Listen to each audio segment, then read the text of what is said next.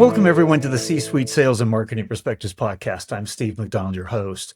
And I guarantee you, we have one of the most important, most interesting conversations with our guest today, Cindy White. Now, Cindy, before I get into what we're going to talk about here, you're currently the Chief Marketing Officer at Mitek Systems, and you've been in technology a long time. But what's really interesting about your background is that you've got an early blend of B2C and now predominantly B2B, but so many expectations from the B2C world come over onto the B2B world now. It's like Microsoft and Amazon blending together, right? We can get packages delivered sometimes the same day. We expect the level of service and quality and customer experience is blending between the two. And so I love that in your background. But when you and I met and we had our first conversation, I could say nothing other than we just had a complete mind melt. And you nailed what were the top challenges in the industry that we all face as B2B C-suite executives. And in fact, we've done a study, we've talked to over 70 different B2B C-suite executives about what are the two greatest challenges to creating long-term sustainable growth. And you nailed the top two, and we're going to talk about those today. The top two are internal alignment and a true deep understanding of the voice of the customer. So these are the foundational things, but we're in crisis a lot when we talk about these things. So we're going to unpack that today in a big way. I would love to know just a little bit more about you, though, before we get started. You've got a South African accent that we can hear. And so I'd love to maybe start there, but I'm going to turn it over to you and just for you to explain a little bit about your background. Well, thanks, Steve. As you said, when we met last week, it was just a connection point because we had so much to talk about. And I think the study being at the center of that was just great conversation. So I'm really looking forward to this morning as well. So yes, the accent is South African, born actually in a country called Zimbabwe, which is just north of South Africa. And raised there, and now I've been in the United States for a little over 15 years. So it's really great to have international roots and to be in a technology environment, which is why I ended up here through Microsoft. As you said, I started in B2C with Yum Brands in a classic B2C environment, a lot of advertising, a lot of big brand work, and subsequently moved that big brand work over to Microsoft in the very early 2000s. And spent 15 years with Microsoft. And just a natural progression of B2C and how Microsoft segment their markets. Micro businesses is obviously in the consumer category, and quickly that was SMB, and I started my journey in B2B marketing. I like to say that I've currently progressed, and as I moved through my career, I work on technology that has more purpose for humankind. So leaving Microsoft was really a family decision to relocate to sunnier shores and started the work in financial crimes work that I did at FICO. And then most recently where I am now at Mitek Systems, where we use our very advanced AI technology to help individuals and businesses protect what's real. So is that a real person connected to an identity? Is that a real person that I'm talking to on the call or proving my verification? Or is it a bot? Or is it a fraudulent, nefarious? So a lot of biometrics, a lot of capture, and I just feel like it's on the right side of good is what I say. So we do some amazing things with innovation. So that's a little bit about my progression. I'm a mom. I am loving this period in my life where adult children, if you can call them that, are part of my life and watching them shine post-college. And I'm very committed to rhino conservation. So my family in South Africa are involved in endangered rhino conservation. And so that's a big part of my philanthropy as well. Oh, fantastic. I mean, it's interesting, your passion as a mom. It helps define the CMO role because you're not only a chief marketing officer, you're a chief mom officer. And that really never goes away. It does get more enlightening as you watch them and you say, oh boy, that mattered all those years ago when you thought it didn't, but it did. Yes. Hopefully as chief marketing officers, what we do matter too. And that's what I want to get into right away, because as a chief marketing officer, you have a functional role, obviously, of overseeing marketing in the organization, but as a C-suite executive, You also have a role of looking at the long-term sustainable growth of the business and defining a strategic plan to create that and maintain that. So when I asked you the question at the beginning of our last call, I said, Cindy, what are the two greatest challenges from your perspective of creating long-term sustainable growth? You immediately answered with internal alignment. And that was the number one of all the C-suite executives we've asked that question of. So over 70% of them identified internal alignment. And it amazed me at first. Now I've heard it so often, but it amazed me because it's always easier to point fingers, right? And say that our challenges are external. It's not us, it's them. Tell us what you mean and why you thought that was one of the challenges to creating growth and success. Well, I think we all naturally focused on the external or the macro challenges. In a world where we have more information, we are laser focused on competitors. We are laser focused on the market shifts, the market pressures. And we have a responsibility as a publicly traded company to our investors. So all of your focus tends to be external. How do I respond? How do I show proactivity in a world that's changing and the market that's shifting? So that's where your natural time goes, and it's frenetic. There's a lot of change at the moment in this world that we live in. So it's easy to focus there. It's easy to get your teams to focus there. Internal alignment demands time. And when there's macro pressures or there's customers that are always going to take priority, it's hard to prioritize time so that you can find internal alignment. We're a virtual first company, and so we have programmatized our rhythm of the business and when we will meet weekly, daily, monthly, quarterly, whatever the case may be.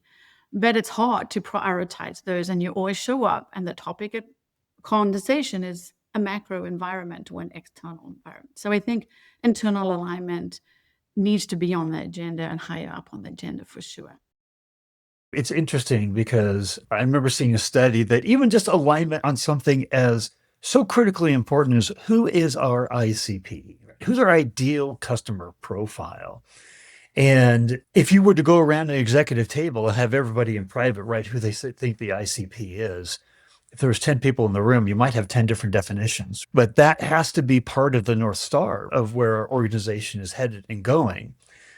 A lot of conversation has been around that we are, as humans, our behavior is mapped to how we're compensated internally within our companies. And like CROs, chief sales officers, a big part of their responsibility, obviously, is sales, and they have a quota over their head. We go into the boardrooms and nobody's asking about the brand. Everybody's asking about, hey, how's this quarter turning out? What does next quarter look like? All KPIs seem to be very short-term focused. Quotas, behaviors are short-term focused. But I know your responsibility as the chief marketing officer has to be short-term pipeline development. There's no doubt about it. But we all know that today's brand sets up tomorrow's demand. So there is this tension that exists between long-term goals and objectives and short-term goals and objectives. How do you try to bridge that gap? Because it is a gap. It does create a lot of internal misalignment. Those 12 months are so important because you have guided to a particular earning. You've got to deliver on that. So the 12 months becomes 10 and 6 as you get closer to the end of the fiscal year. So I think as a marketer, it's that second point you spoke about. If you truly understand the potential in the business, you're going to want to know everything about your customers. And that customer intimacy becomes a boardroom topic. I like to think that every human has a head and a heart.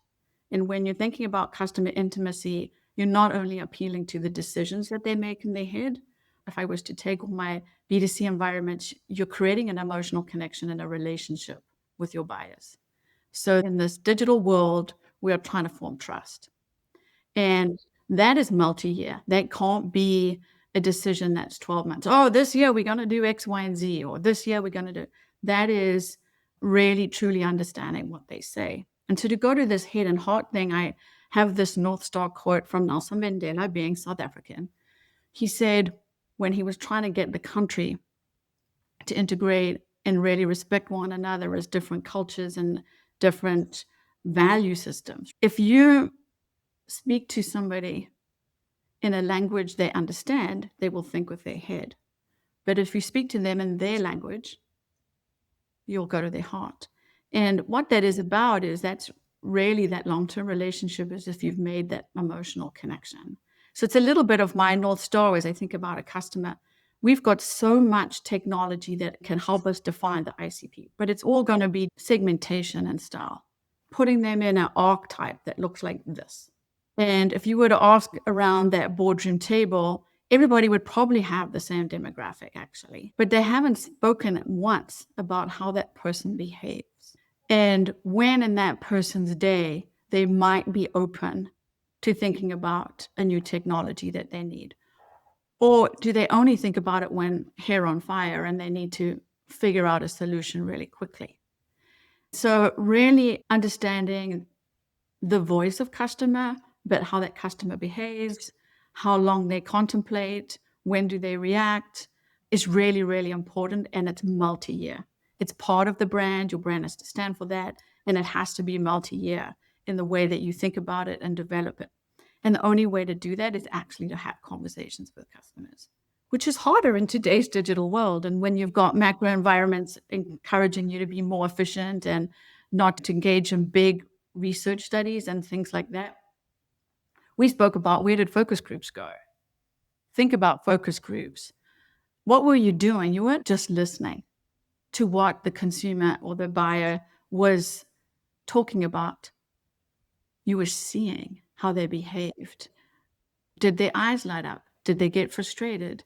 Did they visibly do something that made you aware that they were more emotionally connected or less emotionally connected?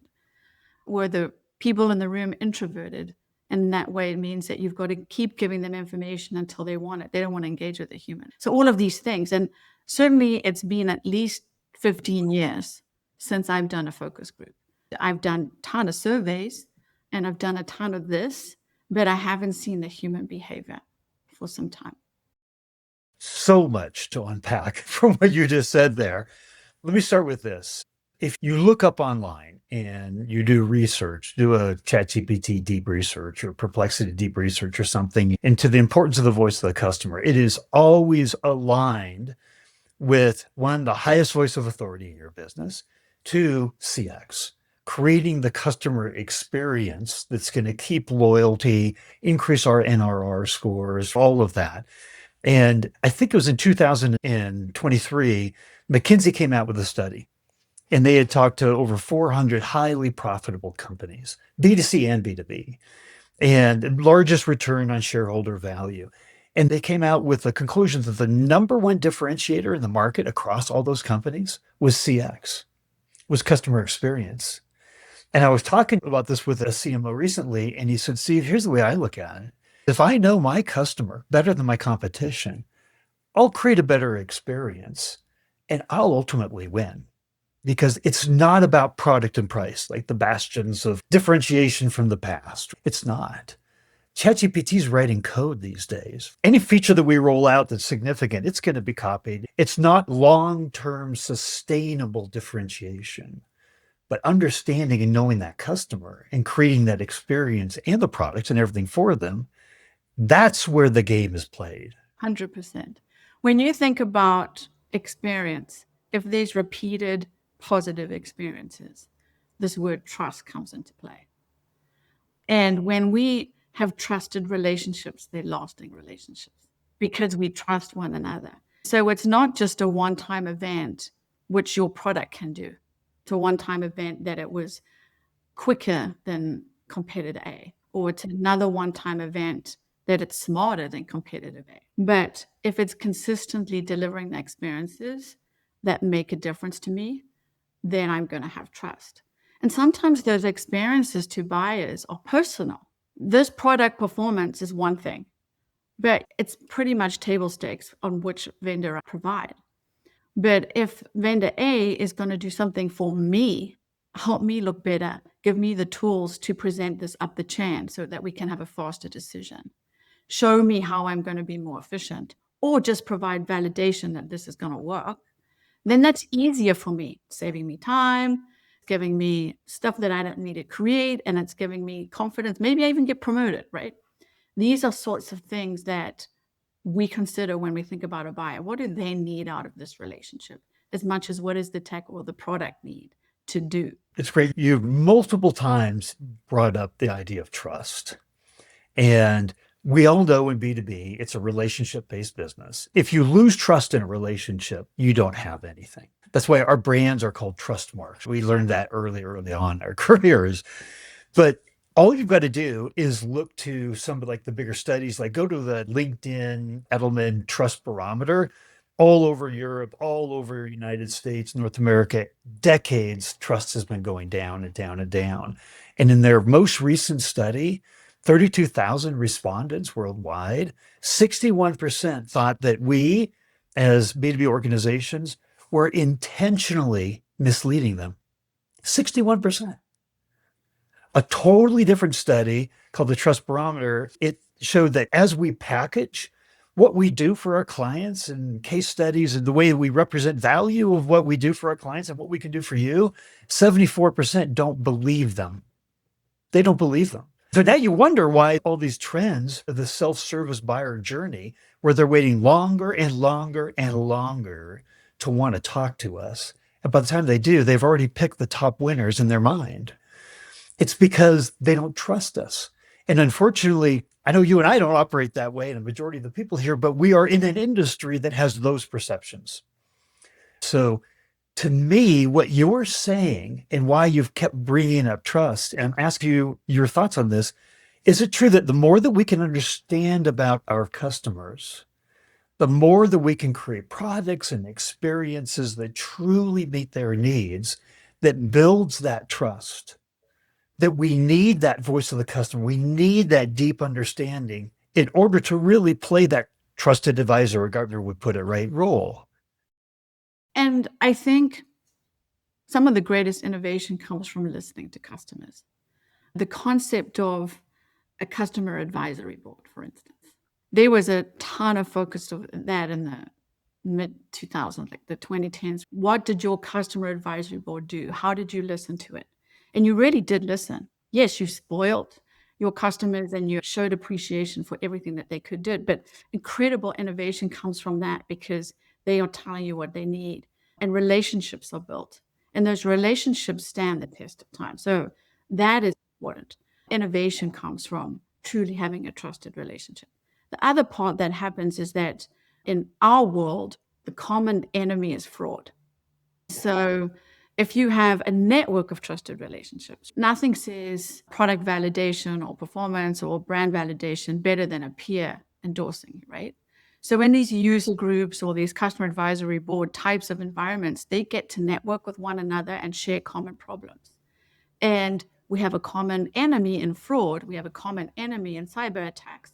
This is how we can help fight it. We come together in an environment and we're listening to one another. Again, innovation happens. And you solidifying this trusted relationship because you're all winning against that particular macro problem.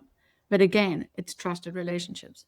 And then I would say the last one is really around how you think about experience in the way that they use the technology. So we call it use cases or whatever the case may be. But we spend so much time on our screen that customer experience is now about how they use the technology. So again, doing user groups that make it easy for them, make it quick for them, but listening to them and saying, what is it about this tech that's going to get you to the answer quicker so that you can be more sure that that is a fraud attempt or whatever the case may be. So the customer experience actually now presents itself inside the product and UI, UX, and it has for years and years. But it really is important now that we truly understand it so it becomes fluid for them and it talks to them in their language. It's something that fits like a glove. So I want to expand a little bit more on this idea of trust.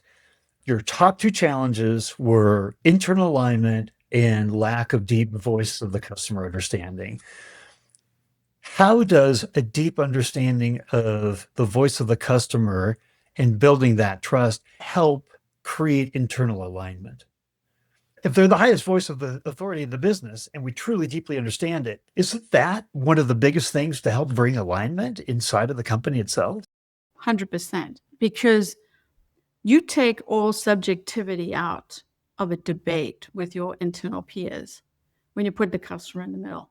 Because it's not what does Cindy think or what does Steve think. It's what would the customer think.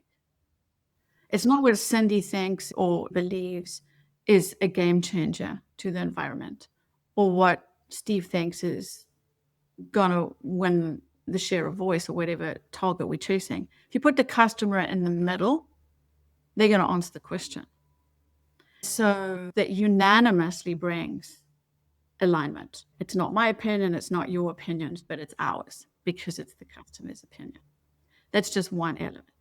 When you're thinking about how much investment to assign to innovation, to research development, or how much investment to assign to marketing, if you put the customer in the middle and what we have to achieve in order to win that customer, retain that customer, grow that customer, where to make those investments. We're behind on innovation. We're behind on brand trust. And then you know where to place the investment. So that's just an example of how I do it. I do it with my team as well. Something as simple as a creative brief, but we'll get to integrated marketing. Somebody asked me 2 days ago, which creative execution on Slack? And I was like, I can't choose one because I don't know what the brief is. Asking for my opinion, I can tell you directionally from a brand perspective which one I like, but I'm not the customer. So the answer's in the brief. Go back to the brief, understand what the customer we're trying to communicate and how. So I just think it takes subjectivity and it aligns everybody onto the simple goal. This is what we set out to do. You know, as articulated so well here, it's so important to the organization and everything that we do. Left to our own devices, we've done pretty well in our careers. We're C-suite. We can make decisions. I can tell you which one I like. Go with that one. I've never met a chief product officer that didn't have ideas plentiful about the roadmap and where to go and what to do. And that's what we end up doing is we end up making a lot of decisions on our own because we have to have fast decisions where we've got way too much to do in a day. But I had the privilege of interviewing somebody on the podcast that was in customer experience for Amazon, and they still have to today their empty chair policy, where it used to be in the physical meeting, and there's still physical meetings, but now a lot of virtual meetings, there was an empty chair, physically an empty chair. And it was designed to be there to say, if the customer was sitting here with us today, how would we be making different decisions than we are? I absolutely love that. It could have been an operations meeting. It could have been a sales meeting. It could have been a marketing meeting. It could have been a finance meeting. But there's not one of us that say, we don't want to be customer obsessed. We're not a customer first organization. We all say it, but it's to the degree that we actually act on it. Love that. I might even adopt it. It just takes the emotion out of any conversation because it creates focus. That's what we're focused on. It's easy then. So here's the big question for you. Because if you look up and do the research on the voice of the customer too, the McKinseys of the world, the Forresters of the world, they're going to tell you most B2B companies falter when it comes to a voice of the customer program and having a deep ongoing understanding of their customers, that they falter. So what do we have to do? Like, what's your recommendation to the audience here, other C-suite executives that are tuning in about the importance of investing in a voice of the customer program? Yeah, I think for me, it is consistency.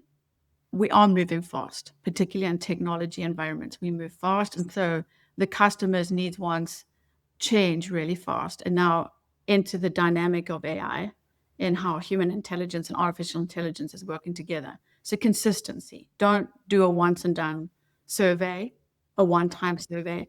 Make sure that when you use programs like MPS and CSAT environments, that you're not just sending it to the buying committee that are going to give you a good score. Be intentional about getting responses from across the organization, because that one person just has to move or that one person might not have the opinion of their whole company. So have it as an integrated approach, but it really does have to be felt right in the bellies of everybody across your organization. So voice of the customer programs, yes, make it consistent, but actually get their voice too, and do it in ways that they are prepared to share it. So in a technology environment, we have analysts that evaluate vendors, and you've got to go and knock on a customer's door, and you have to have 6 or 7, and they have to give validation that your product works, and you do that. That's great. But that's a lot of tax on your customer. So how else can you reward your customer? Maybe they've got a problem. How can we innovate together? And you can be our alpha testers or our beta testers, or you're in a freemium environment while we get the product established. But again, consistency and layered approach to how you're getting voice of customer into the organization. And then for marketers, I guess it's staying close to the CEO, the founder, wherever you happen to work, and making sure that that voice of customer starts off any internal engagement. That voice of customer is really felt through the purpose, and that your teams are in touch with the purpose. It's not just something on the wall of the building or something on their logo lockup or whatever the case may be, but they actually feel it, and they know that they work at a company that is committed to this purpose, because that purpose is going to make you customer centric as well. Well, I wish we had like 2 more hours to talk, but we've already gone over a lot of territory. And what I'd love to do now is, our human brains, we can only remember about 2 or 3 things at a time. If there was one takeaway that you wanted everybody that's tuning into this podcast, make sure that they took away from the conversation, what would that be? It's integration. Everything matters in this world of too much information. Consistency of message, consistency of approach, and how it's integrated across all the levels in the organization would be mine. So if you put the customer at the middle and then say that customer experience permutate in the way in which we innovate, create products, deliver products, create the UI, UX, how do we tell our stories from the CEO to the investor, from the CEO to the customer, from the customer to the other customer? How do we consistently tell that story? And you're right, there's just so much information, and we can only remember a few things. So just make it one thing that they have to remember about your brand over and over again. Don't overcomplicate it and say, I want to prove it. There's going to be a time in that relationship that they're going to want you to prove it. But when you're building it, just put them in the middle and say the same thing over and over again, and be committed to it and each other. You said the other one was internal alignment, and just make sure that you aligned on that. And that even if you have to have a tough conversation to get aligned on it, have the tough conversation, because it's easier to be aligned. Everybody wins when you're aligned. Well, here's what I know, Cindy, is people are going to have questions. Is it okay if I give out a link to your LinkedIn profile that people could reach out? Yes, I would love that. I think in this virtual world, we don't do enough networking. So anybody listening that has ideas for me on how they see this topic evolving, I would love to be connected and networking and so forth. Well, fantastic. The mission of this podcast is to bring together C-suite perspectives, insights from our years of experience in the trenches. And if we can share with each other on how we can all create success, then it's like the rising tide that lifts all boats. And I just want to say that I think you've been an incredible part of that rising tide today. And just thank you so much for the conversation. Well, thanks for doing what you're doing and connecting us so that we can all learn from one another. I really appreciate it. And I've loved chatting with you as I did last week.